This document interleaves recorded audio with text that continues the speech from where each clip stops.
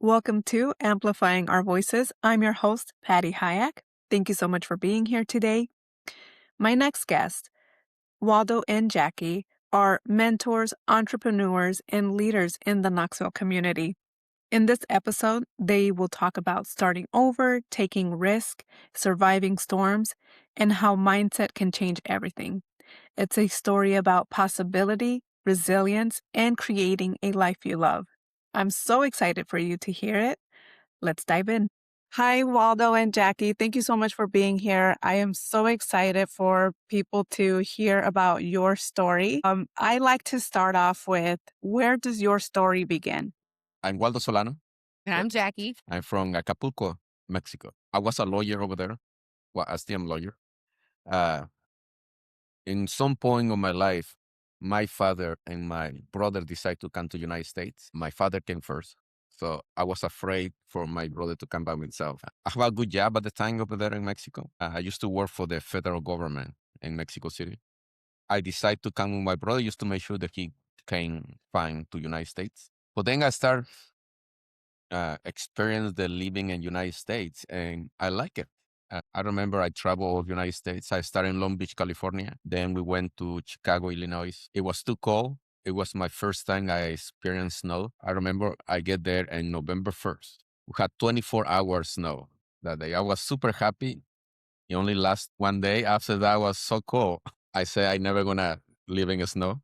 We survived one winter. So I said, you know what, this is too cold. So we went south to Greenville, North Carolina. It was too small. I grew up in Mexico City, so I'm used to big cities. So then I went down to Atlanta, Georgia. So that was big enough. It was fun. I worked for a long time. It was a different experience for me because I always been an office worker, for say one way. As a lawyer, you always have to think. It's all your mind. So I started working like physically in factories. So I find it very, I don't know, it was different. I don't have to use much of my brain to work. Made more money as a factory worker than as a lawyer. It was shocking for me at the time. But then I was tired. One day I find a news paper saying about salsa classes with a salsa party. So I say, I've been dancing my whole life. I started dancing since I was 6. I perform folklore, Mexican folklore since 6 to almost 12, performing in front of thousands of people. That kind of called me back. I experienced once, I still remember that night, the first night that I went to a party. It's completely different the way it's done in United States, the way I grew up. So I took the lesson, then I stayed for the party. Then I remember saying after leaving, I said, you know what, I'm going to do the rest of my life. That was over 20 years ago. And I'm still going to party every Friday, every Saturday. I haven't stopped yet. So that's how I fall in love of what I do for a living now, salsa dance instructor. So I start teaching as a hobby. I have my own job at the time. But then I started doing so much dancing that it was really hard to have a real job and dance at the same time. So in the beginning of 2008, I decided, you know what? I think I'm going to do this full time. I still remember why I did that. It was, now that I think about it, it was a little bit stupid to do that at the time. So I stopped doing that. But I don't know, you guys remember in 2008, in the end of the year, the economy crash hit the United States. Mhm. That guy is already being in business for a decade. I was a new instructor in his company. He lost every single student in 2008. So Oh, no. many businesses went bye-bye. Everybody lose money. So I have a job, but no money. So I was broke. He lost too many people. We all lose money. So I had to sell my car to keep living. And thankfully, he have an extra room in his house. So the instructor said, hey, stay with me. Let's wait it out until the bad things happen. Then business come back. But I'm not very patient in hard times. So I remember being performing like 1 or 2 years ago in Knoxville, Tennessee. Yeah, I remember asking the person that organized the event. That person didn't have like regular events. She just did it because she wanted to do something special. He hired me to perform there. So I remember asking her, hey, so you guys have salsa parties here? He said, no, it's nothing in Knoxville. So then I check and Google, okay, the population. Then I see it was like near 200,000 people. I guess it's big enough. I'm used to the big cities, like Atlanta has millions of people. We say, okay, it's no competition. Probably nobody experienced this. So I was like, He's like, so business opportunity, yeah, right? so I want to try. At that point, I never run my own business ever. I just work for someone. So I say, okay. So then I call the person that hired me. Hey, do you mind to go to the restaurant that you do the event? You tell the owner that Waldo Solano from Atlanta, Georgia wants to go once every Friday to do a salsa class, a salsa party there. Okay, they say, when are you want to start? Okay, I'm going to start. That was in the beginning of December. I say, I'm going to start on December 18th. This is December 18th. I used to create events there. People used to join in, about the party, used to kind of say, so I learned, I was in every single position in the company. I was the instructors. Sometimes I was the performer. Sometimes I was the DJ. Sometimes I was in the door charging people. I was even sometimes in the parking lot leading people where to park. So I learned every single aspect of the business by doing a little bit of everything. So I know what had to be done. I just never did it for myself. I see how he designed a flyer. I still had the flyer, I didn't bring it up. I still had the first flyer of my own business. Something like, hey, Waldo Solano from Knoxville, Tennessee, for the first time in Knoxville, something like that. So I grabbed the file and I made 100 pictures of the flyer. That was my first flyer. So I remember it cost like 3 cents per picture. I didn't have money, so I went to downtown. I take a bus to go to West Knoxville to get to nearby the restaurant. And the way I was passing flyers, my pictures, and that's how I started. I started the first party in December 2008 in Knoxville for the first time. I have like a little over 50 people in the first event. Wow, Uh, that's uh, amazing. I know. And now every Friday we have between 200, 250 people every Friday. So, and we're still going. That With every, is a lovely story. I like how you talked about how you were a lawyer and then coming into the States. What would you say for you was the most challenging part of that coming into a new country? the language. You need money. You have bills to pay. And I needed to find a job in the beginning. I remember I went to, I think, Walmart and buy a little translator machine where you can type words. So uh, I needed to go find a job. So I used to go to places with my machine just to type so that people can hear what I was trying to ask. And I start getting jobs with people that don't speak any Spanish, and my little machine helped me out a lot. I remember my first word I learned was possible. So I used to use it for everything. So I used to go to place, okay, is possible work? Is possible this? So I used to use it for everything. One thing Waldo is never going to tell you is that he has always been a pioneer. I remember when he first came to Knoxville, I was in graduate school at UTK and I saw his flyer. And that's where we met because he would go hang out at the library, right? Printing his flyers. I didn't have a computer. Right. But I remember because I saw a flyer inside the library and you have to remember this 20 years ago, nobody barely knew in our community in Tennessee what salsa was. So I remember people would joke, salsa and chips, like all the time. Like, are you having a salsa and chips party? Like now, there's bachata and there's all these other things that people now know what it is. But I remember when we were trying to sell salsa for the first time, people didn't hardly even know what they were doing. They didn't know what it was, the concept. And so I remember always hearing that joke. But yeah, that's how I first saw his flyer. And I thought it was like a picture of people dancing. And I had never done salsa. And here I am in my mid-20s. And so I went to one of his first classes. And then, the rest is history. We eventually partnered up and did all the things. What he's saying is true. Like I was at UT working on my master's. I'm a teacher. So I taught middle and high school English, right? And so I did that for 15 years. And it's really hard. It is difficult to run a business, as many people know that run businesses, and have a full-time job. So what he's saying is so accurate. And then you find, gosh, I can do what I love, make triple, quadruple the amount of money and do something I love instead of the 9 to 5, which was kind of burning us both out, right? So I noticed that too after a couple of years of trying to do both. And then toward the end, actually just a couple of years ago, finally gave up teaching middle school, which is where I ended, to do this full time. So for a long time, a lot of people don't understand what pioneering means, but anytime you start something brand new, is really hard. It's very hard, especially when people don't know what your product is, right? You're trying to sell it. And basically, the way we did it, and at the time, I had connections to colleges and we were much younger, 20 years ago. And so you just got our friends to come. We posted flyers. We walked around. We went to, remember, like Latino restaurants, and we did these. You know how you go to Latino restaurants and they have the bands? What kind of bands are they? Posters. The big posters, and we would post our little Walmart flyer right next door.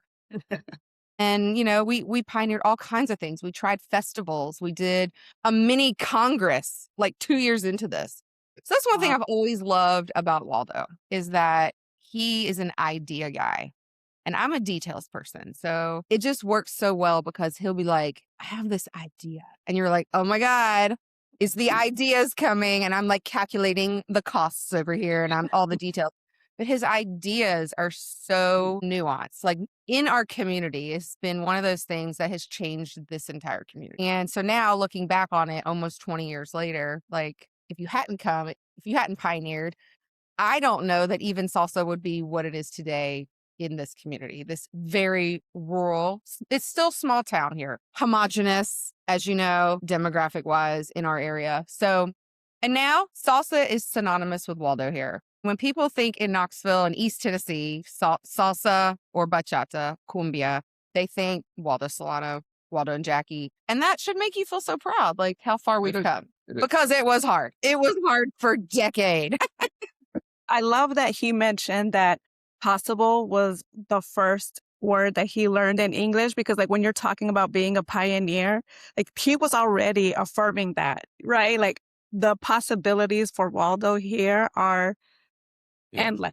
So I love that. And I also love how you mentioned being the first, being a pioneer in both of your families to basically be an entrepreneur, running a business. You had no blueprint, right? Right. You had no one to tell you how to do this. You had to figure it out on your own. What were some of the biggest struggles that you had in learning how to run a business? And to some extent, my mother is a very entrepreneur. She's that type of woman, is a businesswoman that is either making like sold something or made flowers. Always. She's always selling something.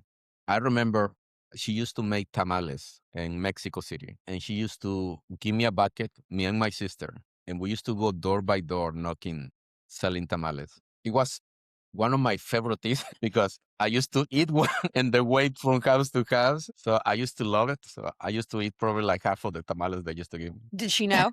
I'm sure she knew. I told her, yes. We coming from a family that always had businesses. But not in the sense you're thinking. Yeah. How we do it here in the United States. Very different. So I didn't know anything about marketing. I just did what I see people around doing it and sometimes experimenting. But it wasn't until, I would say, 2019 when we was pregnant. And then my wife showed me the numbers that we wasn't doing so well at the time. So we're working 24 hours a day at this point, right? Yes. Yeah, I used to do a lot. I used to do quinceañeras. Oh God. Weddings. DJs. Privates, DJs. Anything to make money, because we all know teachers don't make money, and just picking up stuff, doing what we could. In the perfect world, when you're an entrepreneur, you think the more products or services you sell, you should make more money. But because I didn't know much about business, I didn't realize that actually that's not true. In the real world, all the biggest businesses start with one business in one product. Right. It's like Jeff Bezos from Amazon. He didn't start with all the store that he has now. No, he was selling books.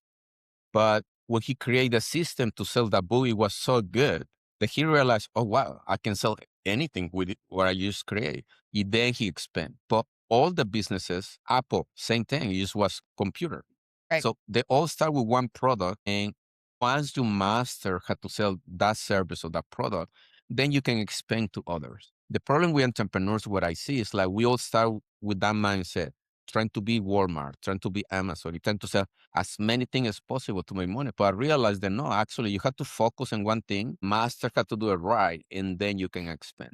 We were working so many jobs. You're working 24/7, and you hit a point where you're like, something has to change. Right. Like we either have to burn our bridges and really take this seriously, so that we both see, or we have to do something else. And thankfully for Waldo during that very, very difficult year for me and for him, he happened to be starting to research online, and you found business really through that.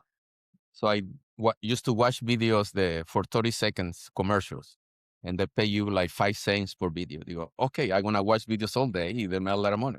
That's not. But they give you a limit because Right. once you see 5, you say, okay, you run out of videos. Wait until tomorrow. Oh, this is not gonna work. I mean, like $5. I used to fill out forms. I used to do everything. But then I find one class called Expert Secrets by a guy called Rosen Brunson. So the first thing I learned is my website was the problem. Additional websites only give information. Real websites make money. Right. Actually sell something. Yep. 24/7. So then I came to Jacqui. Hey, Jacqui, I think I found the problem. So he's selling a program. I think it's called Traffic Secrets. Traffic Secrets. Traffic Secrets is but it costs almost two grand. I was like, I know you told me you speak rock, right? But I think this is gonna solve the problem. So I explained her. He said, okay, he gave me the credit card, do it. Okay, well. At that point, when you hit rock bottom, and at that point you were like, things really can't get any worse.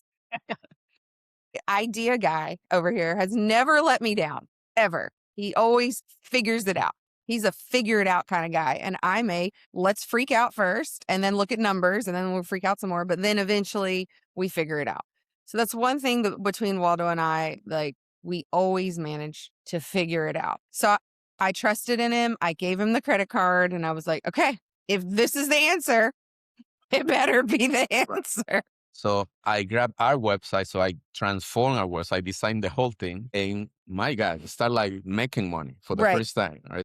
Wow, this thing actually works. So I learned that actually business is easy. Any business in the world has the same 2 problems. One is how to find customers. 2 is how to retain those customers.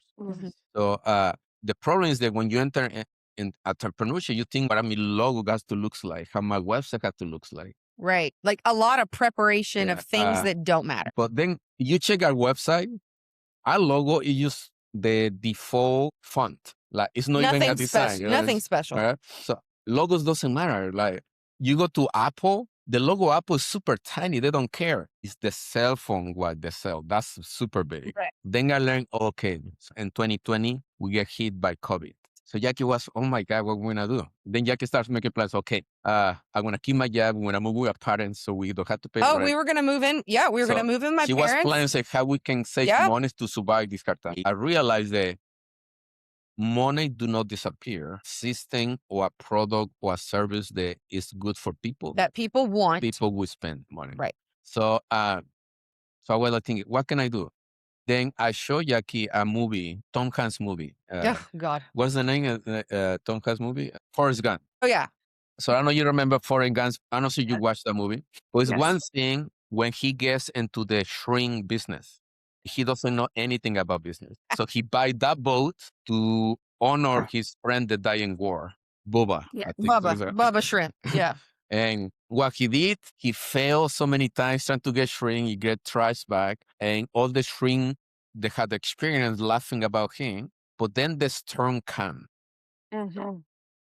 He has the lieutenant, his boss and the army helping him. The lieutenant, He's crazy in the storm. They start fighting the storm while they are facing the storm. Everybody else go to home to go safety. Yeah, because they're not crazy. Right. Then the storm destroyed all the ships, all the boats, so everybody else, because they was fighting the storm, that the only ones that survived. Right. So for months, it was the only boat taking shrink to the market. So they grow so much that they create an empire. So if we learn how to survive the storm, right? We face the storm. While everybody is scrambled and crying and hiding, we will survive. And we did. Instead, in 2020, instead to disappear like other companies, we grew. We didn't lose a single company member or students. We grow. Right. But that's because we learned that when problems come, you just got to face it. Right.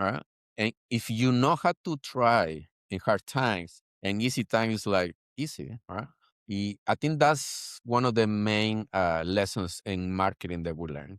Instead of hiding, find ways to keep going with it. Business has taught us a lot about life. It wasn't until we started getting into this, and you have to remember, none of us went to business school, Right. but really like teaching us about life, because I truly believe now that 99, I would say it's that high, 99% of people that fail, it's not that they don't have the skill or can't do it. It's a mindset issue. It's a mindset issue. So and there's a lot of hard times. Business is like this, constant, right? But I think what saved us during that time was not only, learning a little bit about business, but also a mindset of, this is really crappy. What skills do we have? What knowledge do we need? Self-improvement is one of those things that, like, when you invest, when you invest in yourself, that's always a win. And we took that $2,000, we learned a little bit about business. It saved us during 2020 because we started doing memberships, which is a whole different thing that we teach about marketing to dancers, how to do membership quality. We did all of our group lessons online. We had dance parties online. We didn't know anything about Zoom, but that's one thing that I think has kept Waldo and I going, is just anytime a hard time comes, we just look and we're like, okay, we're back to Bubba Shrimp. What can we do differently that is going to allow us to beat all our competitors or to attract more customers? Because there's always a way. And that's something that I never learned as a child. Because when I was a child, I learned things had to go perfect. You got to get straight A's. If things fail, then you're not a good human. Like, failure's not good. That was just my millennial generation. We were trained to be perfectionists. And so you go to college, you get a job, you do that forever, and you hate it. And then that's what you do. You don't take risks, right? Risks are bad. And that's just not true. And so honestly, doing business in the end gave me the courage after a long time to quit a job that I was burnt out in. I didn't really enjoy. And I would have never had the confidence to do that without going through the storms with Waldo, with the dance company. And that has changed our lives. So if I could offer anything to anybody listening, that for us is a transition of thought. Now ideas have shifted. You do not have to go to business school to have a business. I came out of college to be a teacher with $50,000 of debt because I went and got my master's. I came out with over 50 grand in debt. And because that's what I was supposed to do. Things are changing now. And, you can go and get a certification online. I'm talking about business things. Obviously, if you're going to be a doctor, you're going to be a dentist, you need to get a certain certification. But in the business field, things are rapidly changing. And even Waldo and I, we teach a lot of master classes on business.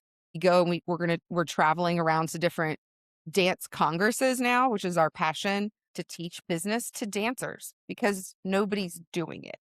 If I had had somebody training me when we first started, would not have had the issues that we had going through our 2 decades. Would have been drastically shortened. To have a mentor that said, okay, here's business. How can we infuse this into your dance to help you do your passion and also not have to work 15 jobs? Like, it is something you can do. And so anyways, that's our new passion, going into business coach realm, is to kind of connect those two things that we see even today. There's still dancers running dance companies. If anything major happens, a shift in the economy, things happen, the business is done. Right. Because, if there's another COVID, whatever it is, and we want to help people to see that it doesn't have to be that way. And so that's kind of the goal. When you're talking about having to unlearn all of these societal norms that we're taught, you go to school, you graduate, and then you do that profession. No, you don't have to do that. You can make your own rules. You are the designer of your life. And I also love what you are building in the community. I see that you're not just a dance studio, right? You're not just instructors. You're also mentors, right? You talked about the importance about having a mentor. You're entrepreneurs, you're business leaders. And like I said, I like what you're building in the community. Can you expand a little bit of what does community look like in your studio and at the events that you do? Why don't you talk a little bit about that? This is something people don't understand. It's very common. When you get in entrepreneurship, you decide a specific type of business. Let's say, for example, us, all we do is teach how to dance. So it's very common for person that don't have any training about business to think that we are in the dance business, but we are not. This is something we teach other dancers. It's like we are in the relationship business because everything is a relationship. But dancers have to be careful between create a transactional business and a real relationship business because we are people. Humans, we all like to be a pack, always get together. We always gonna be congregations of people focusing one specific thing. In this case, people that love ska to dance get together to dance. But we treat our business like a garden, not a machine. We focus to wash the garden, grow the flowers to grow, but you have to be careful because You got to pick the weed. weeds grow, they can kill Yes. the garden if you let them Yes. grow. Oh, So yes. our job is to grow the garden and protect the garden Yeah. all the time. One of the things that I love the most is like the other day we went to get a coffee. So it was a big line. And so I told you, okay, hey, maybe if you walk in is faster than the line. So then she walked in. So it's a big line inside as well of people. But then the person who was making the coffees turned out to Jackie and said, hey, Jackie. Right? Then she turns to the big line. He said, I'm sorry, guys. All right. But 2020 was really hard for me. Her salsa classes helped me to go through a hard life. So I'm gonna take her order first. Which I'm like, it's okay. Like, take their other. But she made a point to tell everybody, like, this changed my life. This got me through a devastating time. So that's one of the things. That's just one example. Happens all the time. This is what keeps us going. We love to dance, but as we transition into being coaches and mentors and things like that, we realize that it's so much more. People do not come to us to learn to dance. Most of the people that come to us in our community, right, they come because they think they want to learn dance. But as you hear their stories, and as you know, stories are so important. That's what connects us is our story, which is why we started with our story. But one of the things we do right up front is we start learning stories. And then once we build our community, the next level is that we have our community businesses, especially our minority and immigrant community businesses, which I am extremely passionate about. Then we start connecting our customers and our diverse group of people with businesses. And that's a beautiful thing because now you've got business owners like, gosh, your community has saved us. That's one of the reasons that we have intentionally held we hold some weekly events at minority and immigrant businesses or small businesses is really a passion for us. So we're trying to connect and build on a larger scale at this point. It's not just about our personal students anymore. We want to encourage, like, if this is a community that we're building and expanding to help the businesses that really need it. And that has been such a blessing to see because now we're seeing that, like, we can do things. And the really cool part is that the thing about community is that once you have a community, they've got your back. There's people in our community, they don't have family. Maybe they just come from a divorce. Maybe there's a death in the family. We're dealing with grief.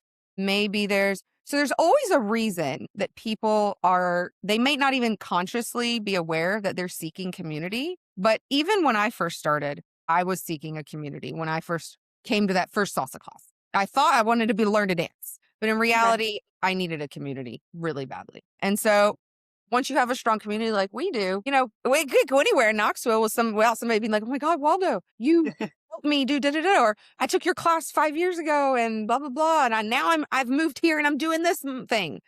So that's the power of community. We're in the community business. We're in the relationship business. And that has been such a starting point for an expansion. And a side note, there's all these other communities that branch off from that. We have a strong ladies community that has grown on its own just through ladies coffee talk chats and connecting ladies with businesses and being able to develop that strong community because we women also need community, just like guys, right? And so a few years ago, I started women's community doing specific thing for our women. And also they're not always aware, but I'm also constantly teaching them about how to be safe in the dance community, how to have etiquette, how to say no, What are tips and tricks and strategy to be kind, but also to be assertive? Because it's 2026. We are allowed to be assertive, just like guys. Okay. And not be called aggressive. We are allowed to have thoughts and opinions. We're allowed to say no, thank you, and walk away. And that's one thing growing up I never learned, because I was always taught you need to be kind. You need to go with the flow. It's not that bad. Well, I think what that did for me, actually, on a good note, is it had the opposite effect. It made me angry and very defensive all the time with anybody. Because I was always just calm down, Jacqui. Like, you don't need to be so aggressive and some of those other words that we hear that I can't say on this podcast. And that really, really angered me. And I was really angry for a long time. But I think deep inside me, really what was budding is I wanted to be a leader.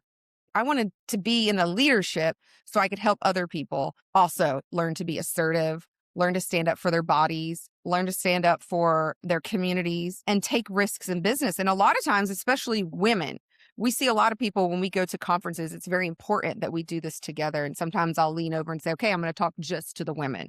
There's a lot of women that are terrified to start their own business. They are terrified to do anything other than what has been done.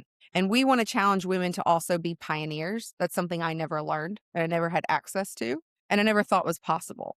Thankfully, Waldo has taught me a lot. Everybody deserves a great mentor for sure. But that's my personal passion, is taking what we've developed and coaching women, because I want them to see that it is possible. And I just remember we just went to Atlanta at our last Congress, and so many women came up to us, and it was funny. We're doing a business conference in Atlanta, and we see the people start to trickle in, boom, boom, boom, sitting down. And I turned to Waldo. There's already like 20 women. There's no guys in the room yet. No guys at all.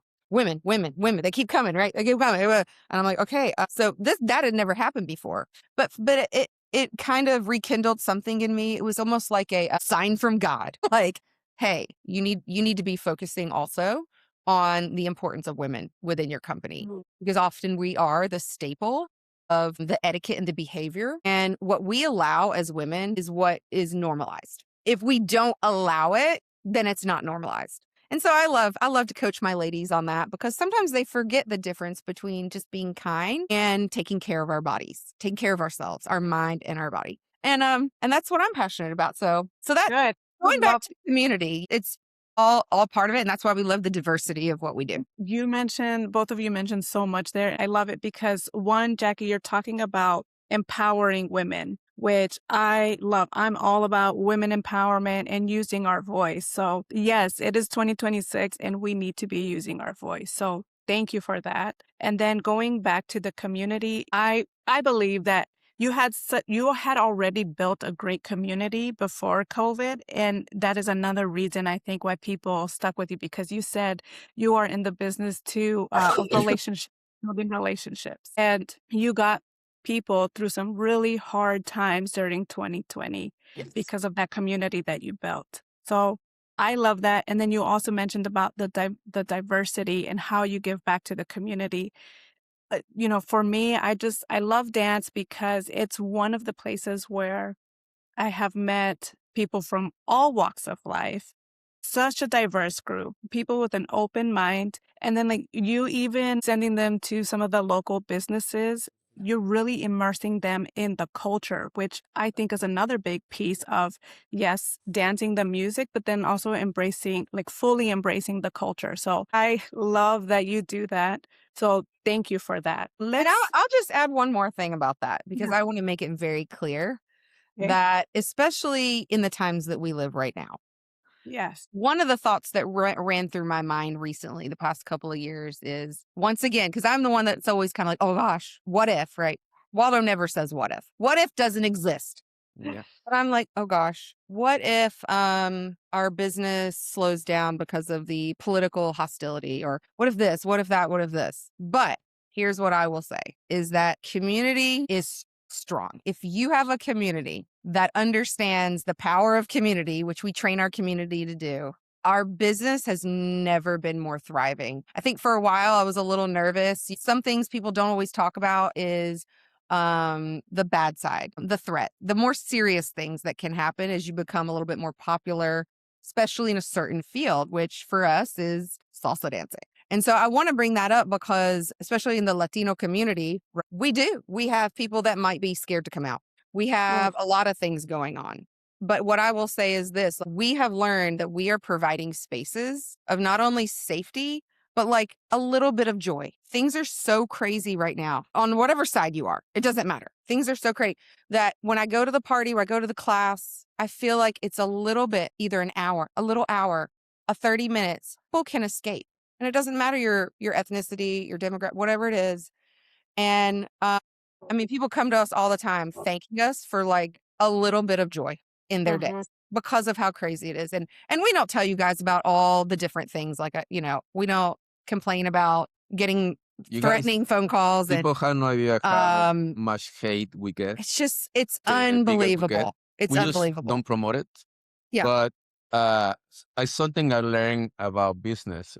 One of my mentors business say, if you don't make somebody mad before noon, you are not promoting enough. And that just basically means like you're going to get hate. You're going to, It's part of the formula. So I learned something that in life has always laws. Our universe has laws. They're always going to be here and cannot disappear. Like, so for example, in this book, you have the left side, you have the right side. One cannot exist without the other. You have the up and you have the down. Yang. You never can have one another. Same way we hate and love. Right. You cannot expect just love without the existence of hate. So when we get something, the bad side of the business, we know that it has to be present for us to try. Correct. So this is why hate doesn't scare us. For me, it's like fuel. It's a signal for me that I'm going in the right path. Because the moment that we don't get hate, that means that I'm failing in something. So I'm thankful for those people that keep messaging us about they don't like whatever we do.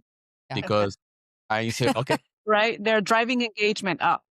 I know there are a lot of people that get stuck and stopped when there's things like that happen, but I just want to encourage people that if it's not happening, you're probably not successful enough. There is something triggering about when somebody's successful or doing something or making change or pioneering. It just rubs people, it triggers people. So I want to say to anybody that's listening, like, keep going. If you know you've got something that people want, a service that people need, you've got to keep going for the good of the world. Because if you stop, then there's somebody that's not going to realize their dream or get their joy that's needed. That's what we're giving. That's what we're giving back. I wish someone had said that to me. Hey, failure is good. People that are hating are good. And maybe I wouldn't have felt so alone. Yeah, I think these days people take like stress is something bad. Yes. But that's just information. You feel stress means that you're alive. Be married is stressful. Be single is stressful. Be successful is stressful. Be broke is stressful. Yeah. Everything creates stress. You just have to choose what stress you want to have. Because you can pick be broke or be try. And both sides you're going to have stress. It's life. The only thing, the bad thing is you just get stuck in the stress. Getting stuck. Right. That's the only bad thing. And in business, unfortunately in business, when you win, you don't get like there's no prize. A medal or a prize or hey, good job. No, it's like the way you win in business is be open for business. That's how you win. The moment that you close, that's when you lose. So as long as you keep the doors open and you're looking for to grow, even you grow a little bit, but you keep growing every single day, you winning. And keep investing in yourself. Right. And I never understood the importance of self-development. People don't understand learning just a little bit about different techniques, even techniques to help your stress. That you take with you forever, right? To any job, to any career, to any business. And so that's one of the things that we really promote is any self-development is really, really, really important as well. I love that. Yeah, no, that's great because I also believe like that in that emotional intelligence and that personal growth. And it sounds like you two have been constantly working on that. Even if you didn't realize it from the beginning, you're constantly reinventing yourself, figuring out ways on how to deal with the stress or healthy ways to relieve it. So I love that. The last question that I have is, what do you hope someone listening takes from your story? I just hope for people to understand that If you're alive, you will be stressful. That's okay. Grow. For humans, I think the key of happiness is just growing. The moment that we don't feel happy is because we feel stuck in some part of our life. But if you're looking for to grow every day, even if it's just a little bit in all the aspects of your life, you will be happy, right? Uh, I take a lot of trainings of self-development. So one of my favorite training is called the perfect date. So one of my coaches said, okay, what would be your perfect date? A perfect date will be do not have alarms in the morning. Just wake up naturally. Then exercise. Go to the gym. Go to the gym. Not for a long time, just 15 minutes. Then go to my favorite breakfast place. Get good breakfast, good coffee, and spend time with my wife and my kids. And then work. I really love to work and grow our business. And then end the day watching a movie. We love movies. Yes. Let's have a perfect day, just one day a week. 1 day a week. Hey, let's see if we can do 2 days a week. Most of our days are perfect. You're always gonna have bad days, but if we have 7 days in the week and you manage 4 to be good, and even you have 3 bad, you will be happy. So the thing about the perfect day training, and I, again, coach a lot of women on this, is like your day doesn't have to be completely perfect with everything. But I coach my women, I say, all right, write out your perfect day. Okay. Maybe somewhere in your perfect day is taking a 10-minute walk, wherever. Choose one thing to add to your day twice a week, 3 times a week, and then start building. It doesn't have to be a full day of your perfect things. But, I even challenged some of my family members. I had this discussion recently with 2 of my sisters. I'm one of 5 children. They were going through a really hard time. And I'm like, Maddie, why don't you, she's got 5 kids and she's like 35. And I was like, Maddie, write out your perfect day. And one of the things for her was taking 10 minutes to herself, go outside and get fresh air and take a walk. Which when you're under 40 and you've got 5 kids and a husband, that's a big deal, is taking that one little thing. And so she started to do that. It is life changing for her because she also tends to suffer a little bit from depression. Doing that once a day for her has changed her life. And so that's what we coach is like, okay, let's do the perfect day thing, but you don't have to do everything. Because then if you don't do it, you feel like a failure, right? Choose one thing from your perfect day, and let's do that. Let's see how that changes your life. And that's been kind of cool to see. So that's how I would end it too. I would say, do that one exercise. What would be things in your perfect day? Maybe you're not an entrepreneur. Maybe you love your job. Let's say you write out your perfect day and your job is not in there. Your job is nowhere in there. That's something to consider. Life is so short. I'm 40. He's 52. Our life is more than halfway over. Let's be real. Okay. Say middle age, but we're already halfway there. So life is so short.